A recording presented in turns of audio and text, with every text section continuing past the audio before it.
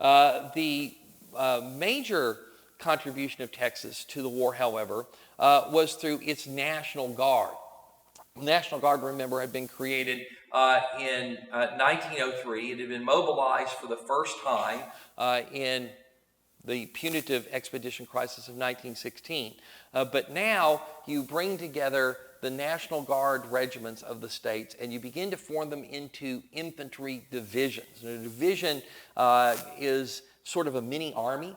It has its own infantry, it has its own artillery, it has its own communications and engineers and medical troops so that it can sustain itself in combat for a very long time.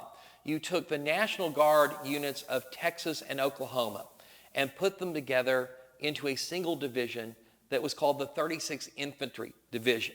And it was at this point that the old way of designating military units that we had used since the time of the Revolution, the 1st Texas Infantry, the 2nd Texas Infantry, the 3rd Texas Infantry, the 1st Texas Cavalry, that goes away.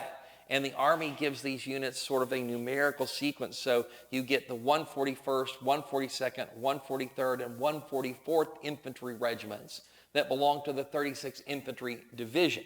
And these are Oklahoma and Texas National Guard troops that are brought together initially. Sooner or later, of course, there will be draftees and enlistees who come from all the states of the Union who become part of this division. The division trains at Camp Bowie, just outside of Fort Worth, Texas, and it's going to be there for almost a year. The man in charge of training the division was a veteran of the United States Armed Forces, a graduate of West Point, Major General Edwin St. John Grebel. He was a very competent officer. He was very good at training troops, and he put these men through their paces. Some of the training wasn't very realistic for what was going on the Western Front. General Pershing, who now got command of the entire American army that was being assembled and sent to Europe, believed that the rifleman was the primary player on the battlefield. He was more important than the machine gun.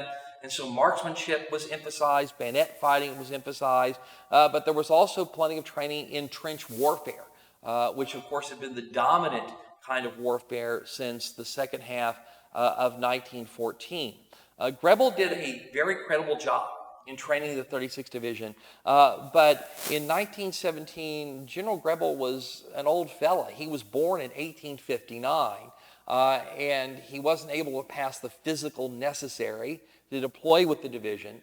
And so when the division began to ship overseas between July and August of 1918, General Grebel didn't go with them. The 36th had a new commander, and that was Major General William R. Smith, who was younger, but also a West Point graduate, a veteran of the American Armed Forces. Smith is the one who's actually going to lead the 36th Infantry Division into combat. By the time that the 36th arrives in France at the end of August in 1918, American troops have been in France for better than a year. The first contingent of U.S. troops got to France in July of 1917. That initial contingent was really symbolic, but among the first divisions to go over were small elements of all the National Guard divisions that had been put together in the 82nd Infantry Division, which was known as the All-American Division for that reason. So one of our supply units was assigned to that force, and so the Texas Guard, in a way, gets into the fight very early on. The initial American units that get to France spend a lot of time training. When the Germans launched their massive spring offensive in March of 1918, using their new stormtrooper tactics, they actually blow through the British and French front lines in a remarkably short time, in a matter of days. And they drive all the way toward Paris by the summer of 1918, and it was at that moment that the first American divisions go into the battle. General Pershing agrees to release his troops and send them into combat to plug holes that the Germans are tearing in the British and French lines. And so at places like Belleau Wood and the Marne and Chateau-Thierry and Cantigny, those first American divisions, made up of Army and Marine troops, managed to help blunt the German drive on Paris and forced the Germans back to their starting point, so that by the fall of 1918, when the 36th arrives on the battlefield, the Allies are undertaking their own final offensive to try and defeat the Germans. So the 36th Division spends a month in France undergoing training. Its artillery separated from it and sent to a special artillery school, and it's never actually going to manage to get into combat. The infantry, however, after a month of extra training, is sent to the front lines at the end of September, the beginning of October 1918, and they're attached to the reserve of the 4th French Army, which is operating on the left flank of the U.S. First Army under Pershing, which is launching the biggest, bloodiest, longest American offensive of the war into a heavily fortified German zone that is anchored on one side by the Meuse River and on the other side by the Argonne Force. So this is known as the Meuse-Argonne Offensive. The job of the 36th and the 2nd U.S. Infantry Division are to support the French Fourth Army in advancing along the left flank of the Americans who are fighting their way through the Meuse-Argonne. The situation, of course, was chaotic. Behind the front lines, there was a tangle of vehicles and troops trying to get to the front, and wounded and injured and relieved units trying to get to the rear. There was still a lot of horse-drawn conveyance used in World War I. You can see this model 1901 escort wagon behind me. The wagons carried supplies, water, munitions, so you had millions of horses as well as millions of troops there on the front lines. So you can imagine the desperately confusing situation that the 36th waded through as it tried to get to the front. Ahead of it, the U.S. 2nd Infantry Division, made up of soldiers and Marines, had managed to take, in several days of very heavy fighting, a key German position called Mount Blanc, or White Mountain. The job of the 36th was to come in to relieve the 2nd Infantry Division and exploit that victory by attacking the German strong point around the village of Saint-Étienne. And so the major offensive action, the biggest battle of the 36th in World War I, begins on October 8th and 9th of 1918 as it launches this assault on Saint-Étienne. There were 2 days of very vicious fighting that the division went through, but ultimately it did manage to break through the German front lines and to begin to pursue the Germans back toward the Inn River. The 36th during this period is going through quite the learning curve. It's a green division going into combat for the first time and in the most difficult circumstances that you could imagine. It was, however, a division that could also innovate as well as learn. And one of the real innovations the division was responsible for in World War I was the use of Native Americans, specifically Choctaw Indians, who were members of the division from Oklahoma, as code talkers. During World War I, you had for the first time extensive use of modern communications on the battlefield. Radio was still in an infancy, so field phones were the primary method of modern communication. You could send couriers with written or handwritten messages across the battlefield. You could use carrier pigeons, but all of those things were slow and fraught with danger because the courier could be killed or wounded. He could get lost. The message could get garbled, whereas a field phone was almost instantaneous. The problem was the enemy could tap into your field phone lines and intercept your communications. And so you had to code those communications, which takes time on one end while you code, and then takes time on the other end while you decode. And at a moment when rapid communication might be vital to battlefield success or victory, the time lost on either end could be the difference between losing or winning a battle. The officers of the 36th said, well, what if we don't have to do the decoding?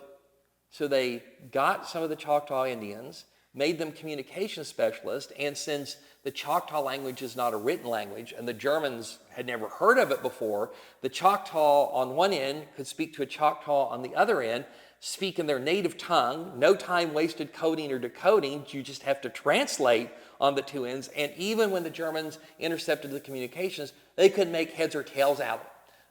And this is a real innovation. It's something that had the war gone on even longer, probably would have spread throughout the American Army, and of course is the harbinger of the use of Navajo code talkers in the Pacific Theater of World War II by the United States Marines some 22 years later. The Americans of the 36th managed to push all the way to the Inn River.